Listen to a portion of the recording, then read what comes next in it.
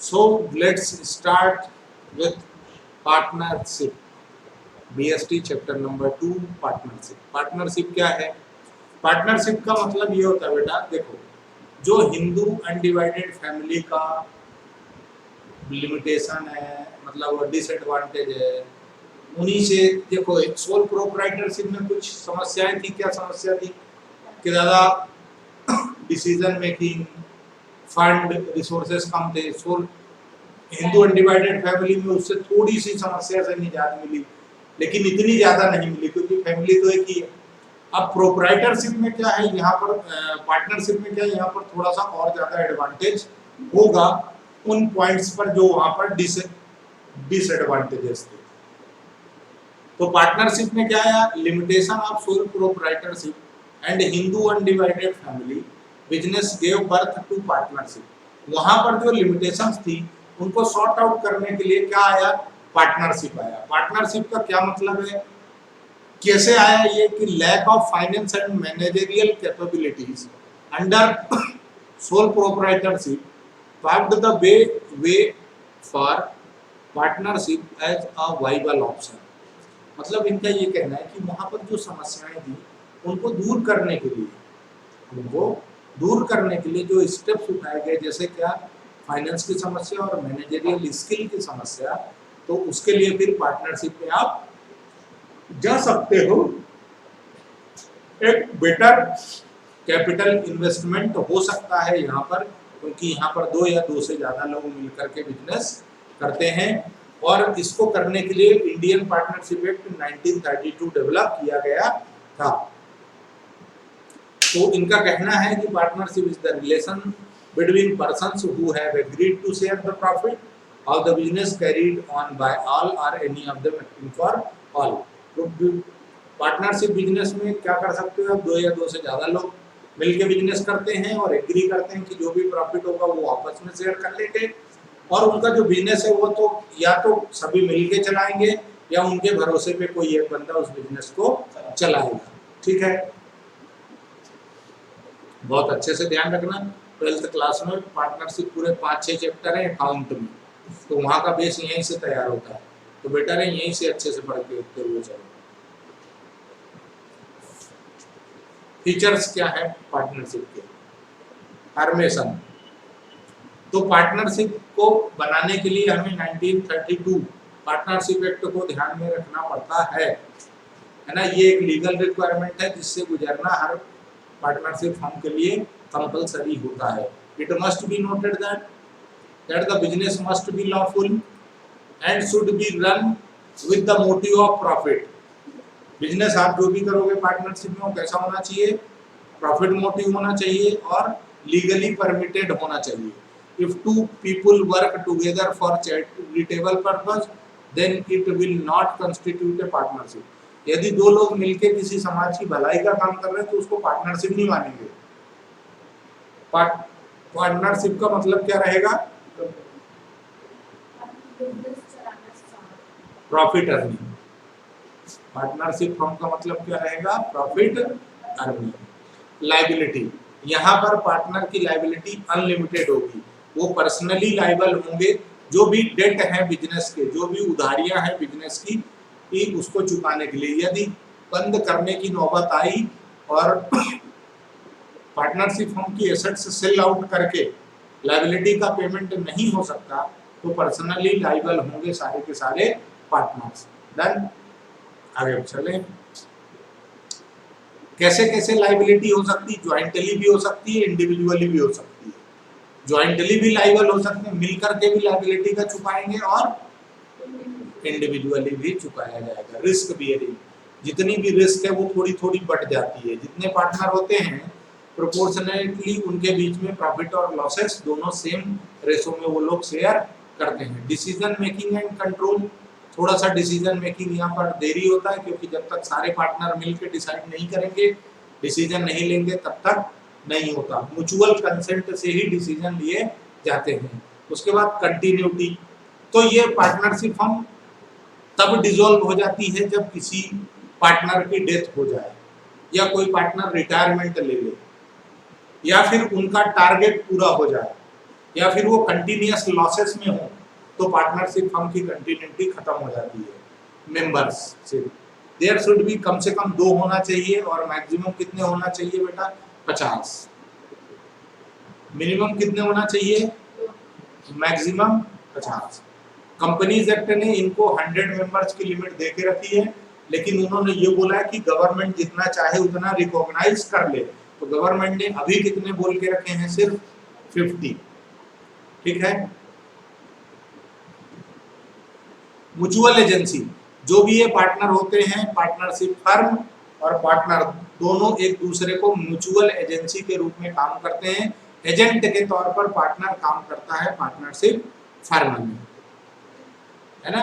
एक प्रिंसिपल और एजेंट दोनों की तरह काम करते हैं पार्टनरशिप फर्म में।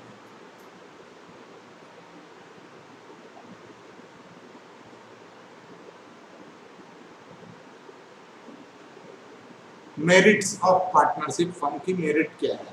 The following points describe the advantages of a partnership firm. Ease of formation and closure. Formation और क्लोजर आसान है, ज्यादा टफ नहीं होता, है ना। लॉफुल बिजनेस करो, एग्रीमेंट करो और पार्टनरशिप एक्ट में जो लिखा हुआ है उसको फॉलो करो, शुरू करो। बैलेंस्ड डिसीजन होता है, क्यों? क्योंकि अकेला आदमी जब सोचेगा तो वो सारी चीजें नहीं सोच सकता, लेकिन जब सारे पार्टनर मिलके सोचेंगे तो कोई ना कोई तो ऐसा होगा जिसके पास स्पेशल नॉलेज हो, स्किल हो, एक्सपीरियंस हो, है ना। तो डिसीजन मेकिंग यहाँ पर अच्छी हो जाती है। मोर फंड, यहाँ पर ज्यादा पैसा मिल जाता है क्योंकि एक से ज्यादा लोगों का पैसा लगा हुआ होता है। Sharing of risk, risk share हो जाती है यहाँ पर। सीक्रेसी थोड़ी बहुत यहाँ पर मेंटेन होती है। आप अपने जो भी चीजें हैं आप उसको पब्लिकली डिस्क्लोज नहीं कर सकते, यानी सीक्रेसी यहाँ पर भी होती है। बट हाँ, इंडिविजुअल सोल प्रोप्राइटर और एचयूएफ की जैसे यहाँ पर नहीं होती। लिमिटेशंस ऑफ पार्टनरशिप क्या है? पार्टनरशिप फर्म के लिमिटेशंस क्या हैं? तो हर पार्टनरशिप फर्म की जो लायबिलिटी होती है वो पार्टनर की इंडिविजुअली होती है, ज्वाइंटली भी होती है और इंडिविजुअली भी होती है और अनलिमिटेड भी होती है। अनलिमिटेड मतलब पर्सनली लायबल भी होते हैं डेट को चुकाने के लिए, बराबर। उसके बाद लिमिटेड रिसोर्सेस है, यहाँ पर भी ज्यादा लार्ज स्केल में पैसा नहीं होता, है ना। यहाँ पर भी ज्यादा लार्ज स्केल में पैसा नहीं होता। दूसरी चीज यहाँ सबसे बड़ा ड्रॉबैक ये है कि पॉसिबिलिटी ऑफ कन्फ्लिक्ट्स यानी मतभेद, आपसी झगड़े। तो डिफरेंट लोग डिफरेंट ओपिनियन रखते हैं, अलग अलग पार्टनर का ओपिनियन अलग अलग होगा, तो उनके बीच में झगड़े हो सकते हैं, मतभेद हो सकते हैं। ठीक है, बराबर है। कोई डिफरेंस ओपिनियन, कोई रॉन्ग डिसीजन, कुछ भी हो सकता है, तो वहां से पार्टनरशिप फिर बंद भी हो सकती है। तो लैक ऑफ कंटिन्यूटी भी यहाँ पर होती है, या तो उनके बीच में एग्रीमेंट ऐसा है, या फिर किसी पार्टनर की डेथ हो गई, या कोई पार्टनर निपट सुलझ गया, तो वहां पर फिर काम खत्म हो जाएगा। लैक ऑफ पब्लिक कॉन्फिडेंस, ज्यादा पब्लिक भी इन पर भरोसा नहीं करती कि क्या भरोसा है कब बंद कर दें, है ना। लैक यानी कमी, कॉन्फिडेंस यानी भरोसा।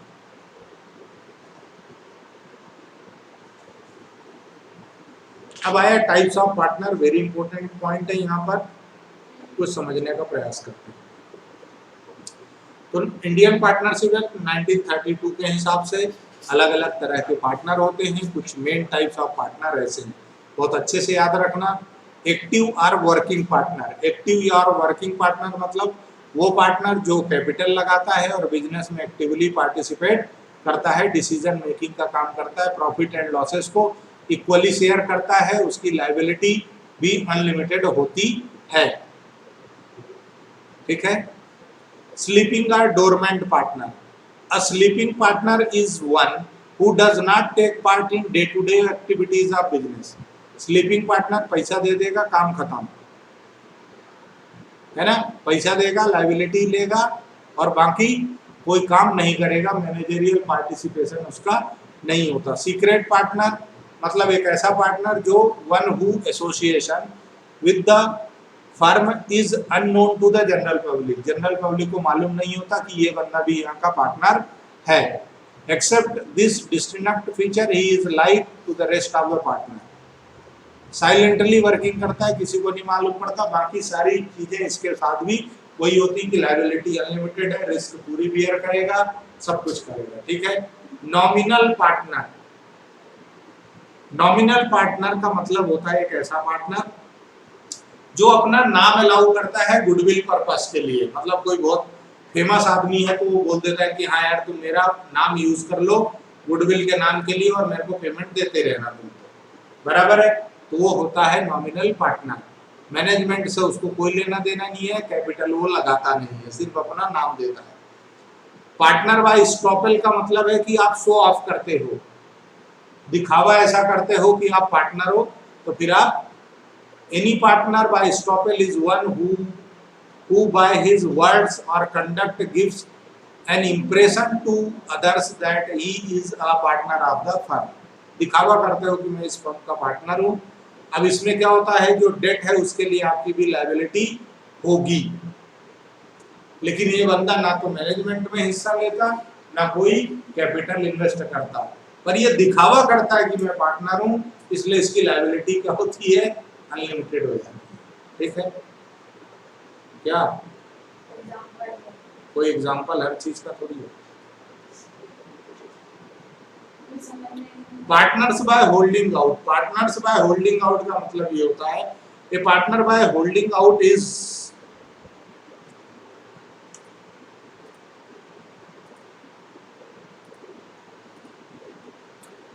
a partner by holding out is one who is represented as partner and he does not deny such impression। देखो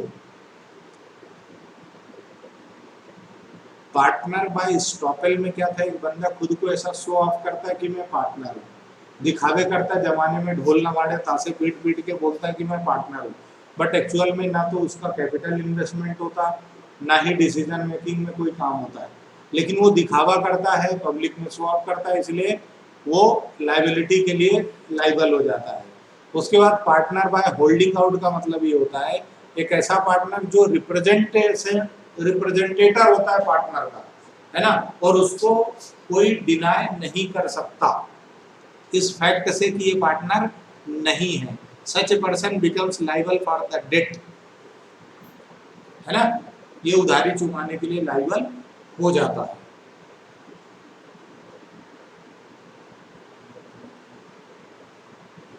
अच्छा, इस केस में आप बचा नहीं सकते, आपको डेट जिम्मेदारियां चुकानी ही पड़ेगी। अब यहां पर एक समराइज कर दिया, तो देखो एक्टिव, स्लीपिंग और सीक्रेट तीनों पार्टनर कैपिटल लगाते हैं, बाकी नहीं लगाते।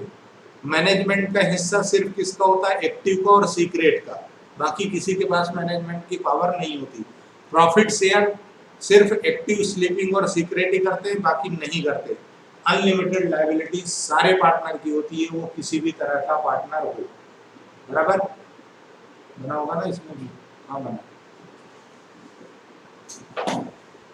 अब आते हैं बहुत बड़े खतरनाक पॉइंट पे, माइनर एज अ पार्टनर। क्या कोई माइनर पार्टनर हो सकता है, तो एक माइनर भी पार्टनर हो सकता है या नहीं, समझते हैं।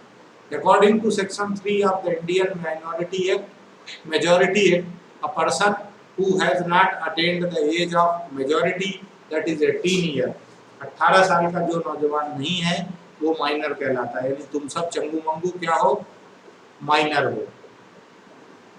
Can a minor enter into contract of partnership as per section 11 Indian Partnership Act? A contract of partnership cannot be entered into with a minor as he is not competent to contract।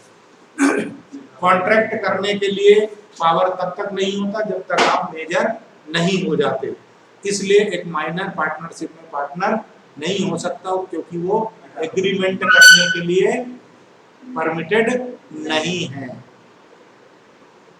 क्या partner को admission दे सकते हो partnership में? Contract तो नहीं कर सकता वो, पर क्या वो पार्टनर बन सकता है? तो as per section 30 of the Indian Partnership Act 1932, a minor may not be a partner in a firm, but with the consent of all adult partners may be admitted to the benefit of partnership। Partnership की benefit के लिए उसको partner बनाया जा सकता है, लेकिन वो परमानेंट पार्टनर नहीं रहेगा। There must be a partnership in existence before a minor can be admitted to its benefit, that is a minor can not form a new partnership but can be admitted into an existing partnership. यानी कोई पुरानी partnership पहले से चली आ रही है तो सारे एडल्ट पार्टनर यानी मेजर पार्टनर की कंसेंट से, मेजॉरिटी मतलब जिनकी उम्र 18 से ज्यादा है, वो सारे एग्री करें तो एग्जिस्टिंग पार्टनरशिप फर्म में माइनर पार्टनर हो सकता है, लेकिन सिर्फ बेनिफिट के लिए, लॉसेस के लिए नहीं। ठीक है। What happens on attaining the majority, जब वो मेजर होगा तो फिर वो बिल्कुल वैसा का वैसा ही हो जाएगा जैसे बाकी पार्टनर हैं।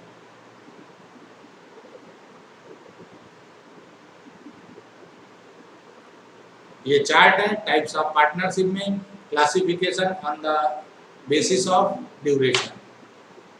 तो पार्टनरशिप का ड्यूरेशन के बेसिस में पार्टनरशिप एट विल और particular partnership. Classification on the basis of liability, तो general partnership, limited partnership. Classification on the basis of duration में पार्टनरशिप एट विल का मतलब ये होता है बच्चों कि जब तक पार्टनर की इच्छा होगी, विल मतलब इच्छा, जब तक उनका मन करेगा, जब तक पार्टनरशिप फर्म चलती रहेगी, डिसॉल्व नहीं होगी, बंद नहीं होगी। पर्टिकुलर पार्टनरशिप का मतलब है कि किसी पर्टिकुलर काम के लिए उन्होंने किसी प्रोजेक्ट को कैरी आउट करने के लिए पार्टनरशिप में लिया है, तो फिर उसके लिए कोई स्पेसिफाइड टाइम रहेगा, उसके बाद वो पार्टनरशिप खत्म हो जाएगी। ठीक है। जैसे रोड बनाने का ले लिया, डैम बनाने का ले लिया contract. Classification on the basis of liability, general. General का क्या मतलब है? तो general partnership is one in which liability of every partner is unlimited and every partner is entitled to take active part in the management। मतलब सारे partner की liability unlimited रहेगी और हर व्यक्ति मैनेजमेंट में हिस्सा ले सकता है, तो वो जनरल पार्टनरशिप है। लिमिटेड में क्या है? पार्टनर की लायबिलिटी की एक लिमिट होगी, देयर इज नो इशू, बिजली चली गई तो उसमें कोई कुछ नहीं कर सकता। हाँ, तो थोड़ा बहुत तो वो कलाकारी दिखेगी ना बेटा, टेंशन लेने का नहीं।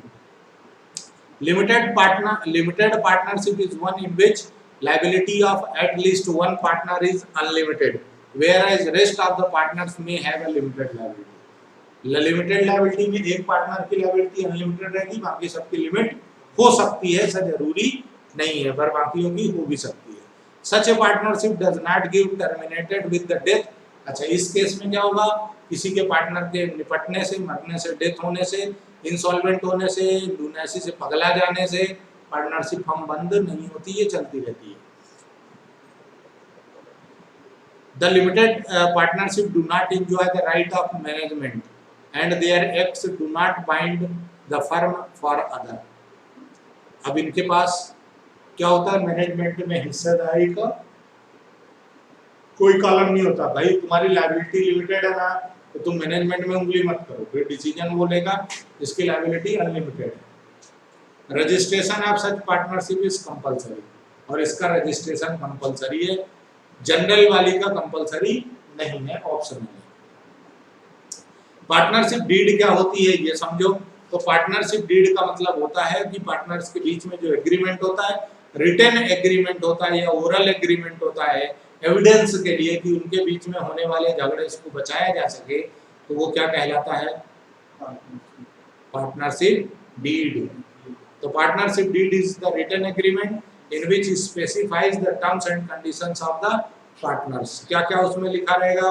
फर्म का नाम, पार्टनर का नाम, एड्रेस, ड्यूरेशन ऑफ बिजनेस, क्या बिजनेस, कब तक बिजनेस, कौन कितनी कैपिटल लगाएगा, पार्टनर का नाम क्या है, रिलीजन क्या है, किस पार्टनर की क्या जिम्मेदारी होगी, सैलरी, कमीशन, बोनस पार्टनर को मिलेगा कि नहीं मिलेगा, प्रॉफिट कैसे बांटना है, किसी का एडमिशन, रिटायरमेंट, डेथ होना है तो कैसे होगा, पार्टनर ने जो कैपिटल लगाई है उस पर इंटरेस्ट ब्याज मिलेगा नहीं मिलेगा, जो पार्टनर ने ड्राइंग कर ली उस पर इंटरेस्ट अलाउ होगा या नहीं होगा, प्रोसीजर ऑफ डिसोल्यूशन, यदि बंद करना है तो कैसे बंद करोगे, preparation of accounts and their auditing, कैसे प्रिपरेशन अकाउंटिंग कैसे करोगे, और यदि कोई डिस्प्यूट हो गया तो उस झगड़े का निपटारा कैसे करोगे, ये सारी चीजें पार्टनरशिप डीड में लिखी जाती हैं।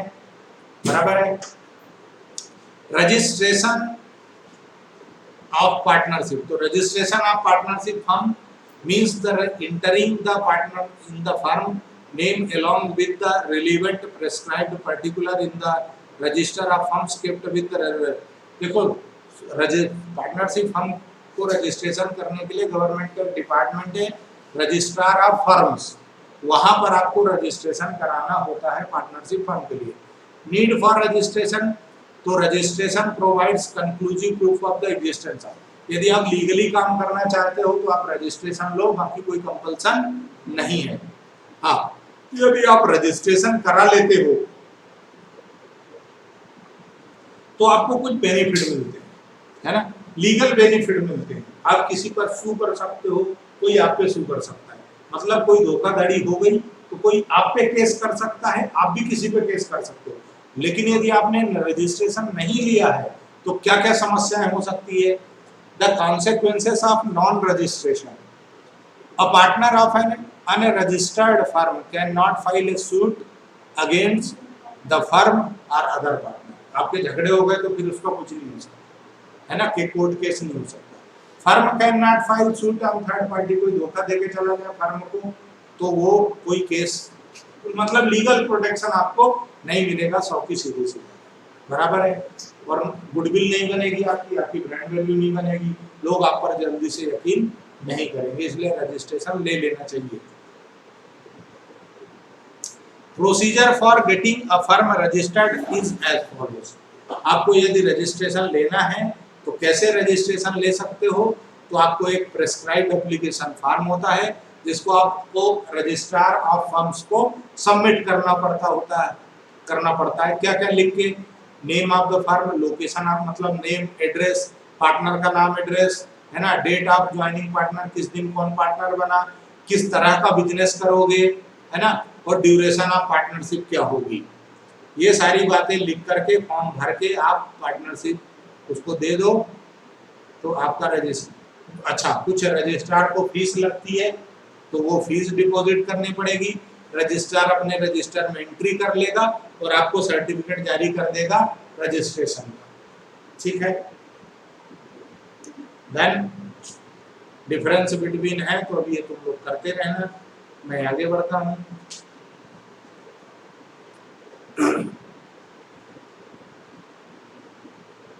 हाँ, एक चीज और है, तुम्हारे एग्जाम पॉइंट ऑफ व्यू से जितने भी डिफरेंस बिटवीन तुम्हारे बुक में दिए हैं वो सारे याद करके रहना। अब एक नया पॉइंट आया, लिमिटेड लायबिलिटी पार्टनरशिप, LLP।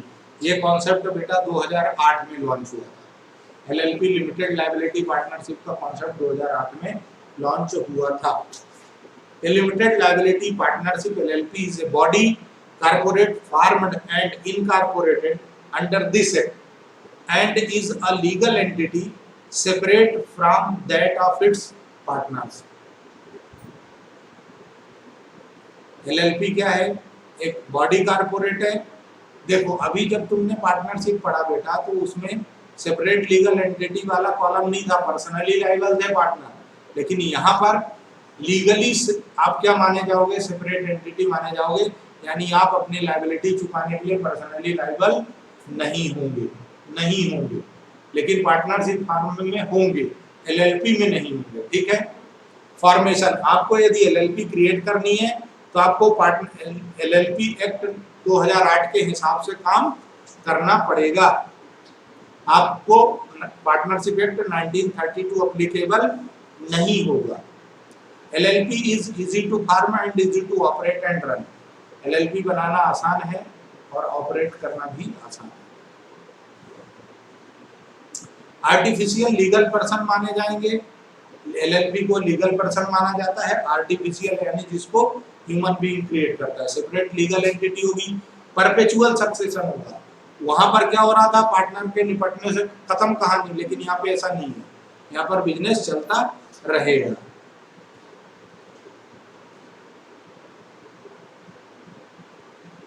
है ना। लायबिलिटी ऑफ पार्टनर क्या रहेगी? लिमिटेड रहेगी।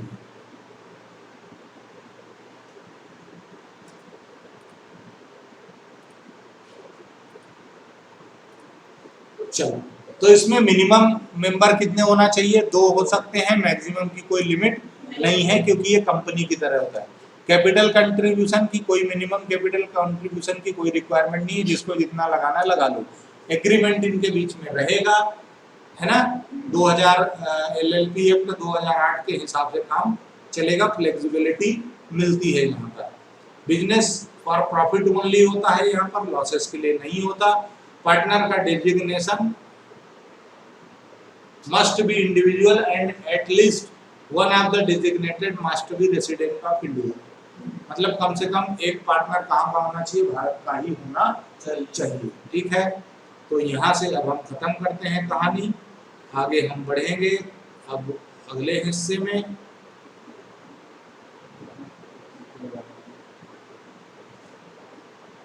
कारपोरेट कोऑपरेटिव सोसाइटी के कहानी मेरी जुबानी अब मिलेगी तुम लोगों को अगले हिस्से में। धन्यवाद।